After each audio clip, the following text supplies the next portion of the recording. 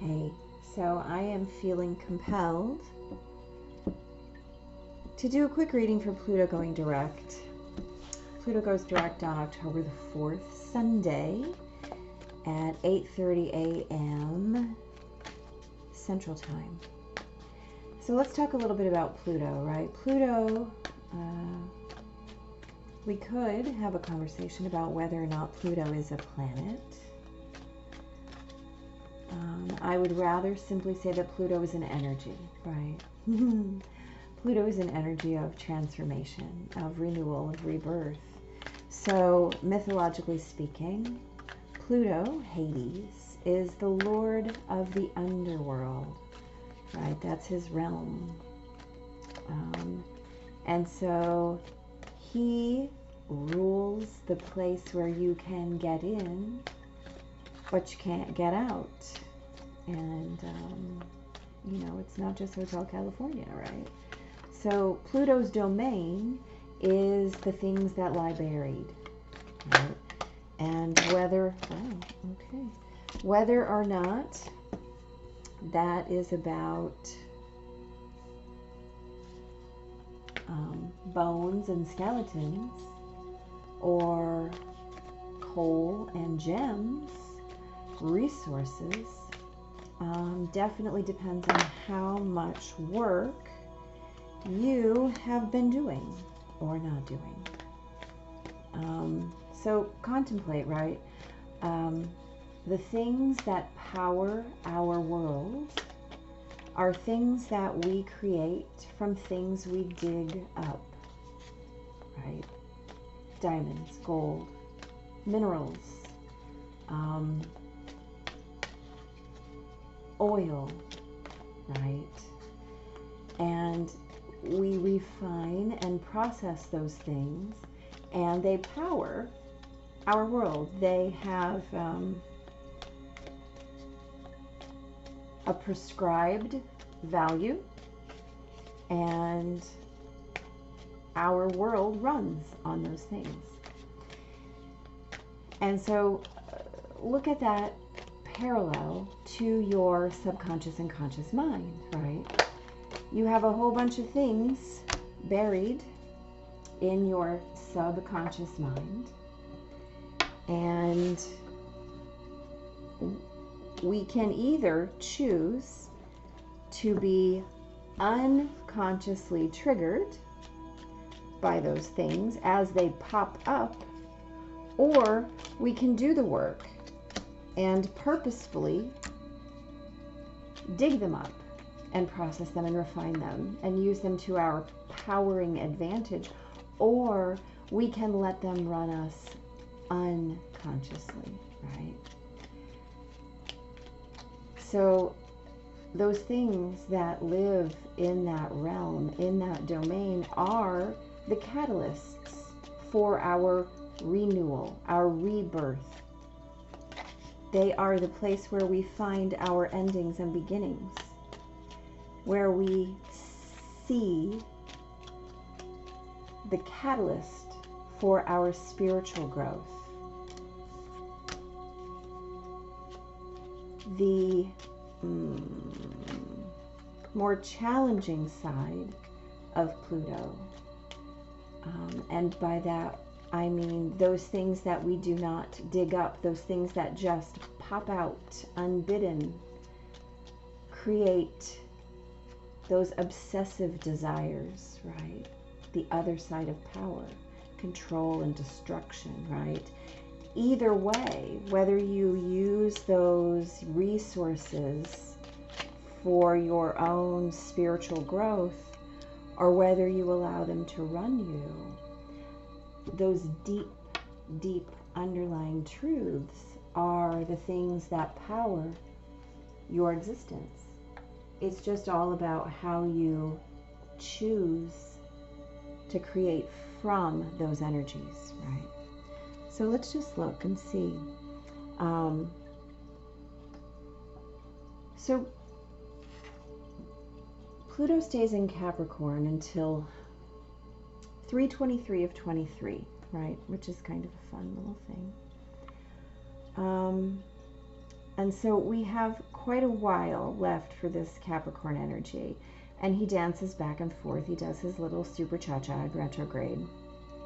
And then he moves into Aquarius on 3/23/23, right? So we'll talk about Pluto and Aquarius. But moving from Capricorn to Aquarius is a big deal, especially for Pluto, this generational energy, right? And Aquarius is the energetic of the collective. So this is still time to do our individual work, right? This is the time to dig very deeply. So let's just talk about some directives that might be helpful, right? So we have the Four of Wands. This is the card of happiness. This is the card of celebration, right? We have garlands and flowers and love and victory and laurels. And, you know, this is the 1111 card, the soulmate card, the divine love card, right?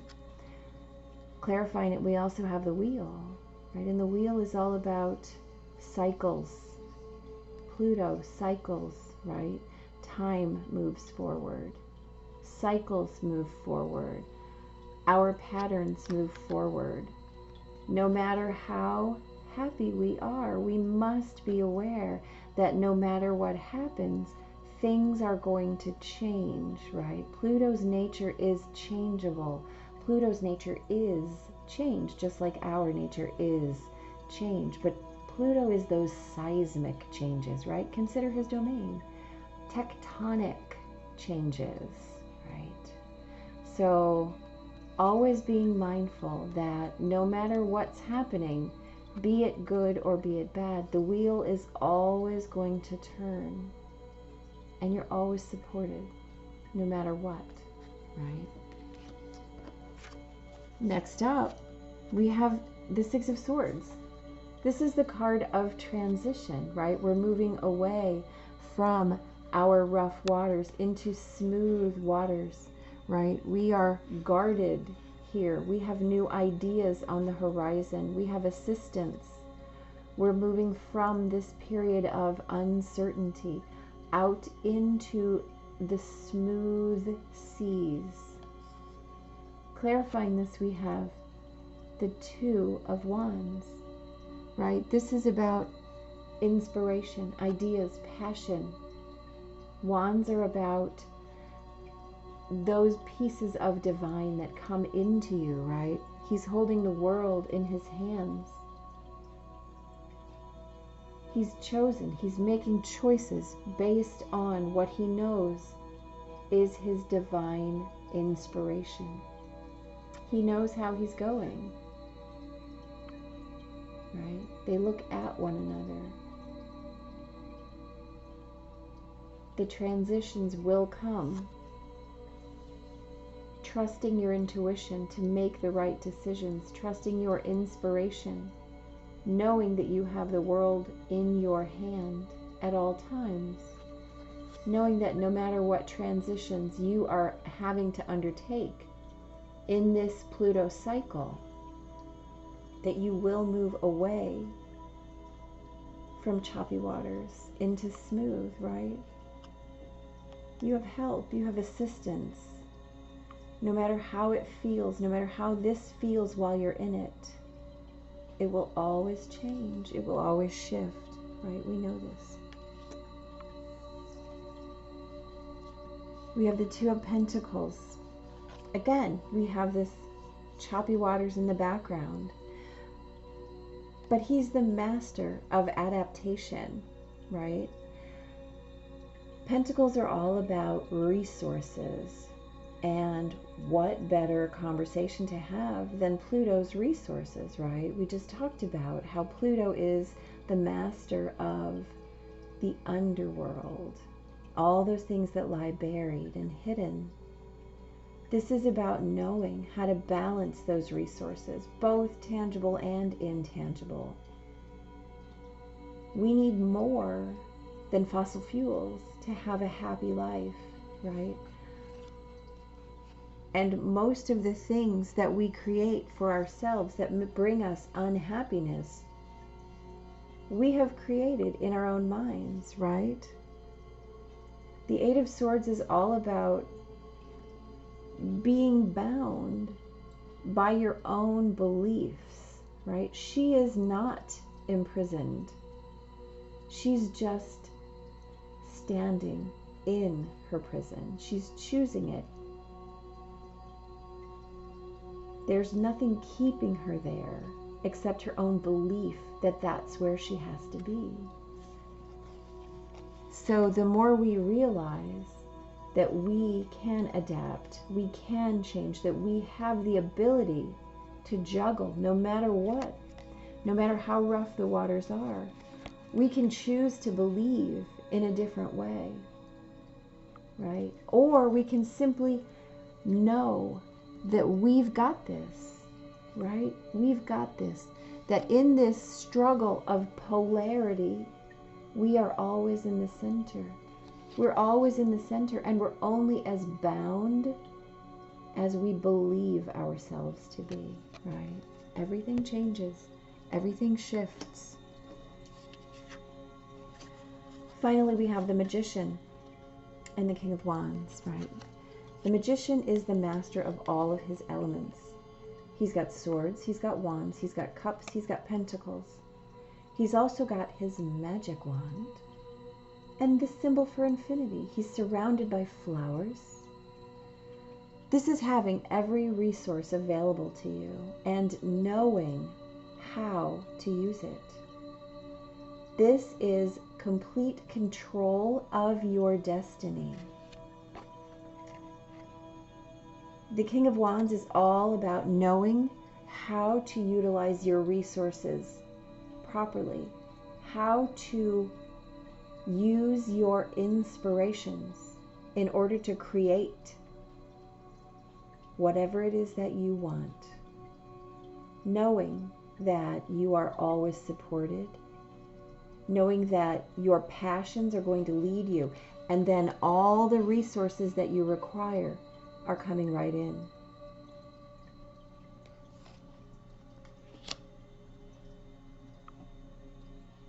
So this is all about really doing that work and trusting the process, trusting your intuition, trusting that no matter how rough it is as you move through it, the place that you're going and the journey along the way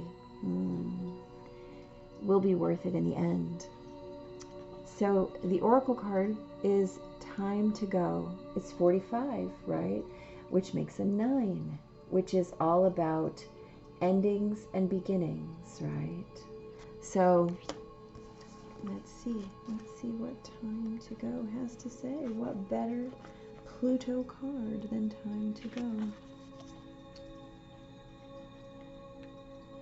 Endings, completions, walking away from something because there is nothing else to learn or experience.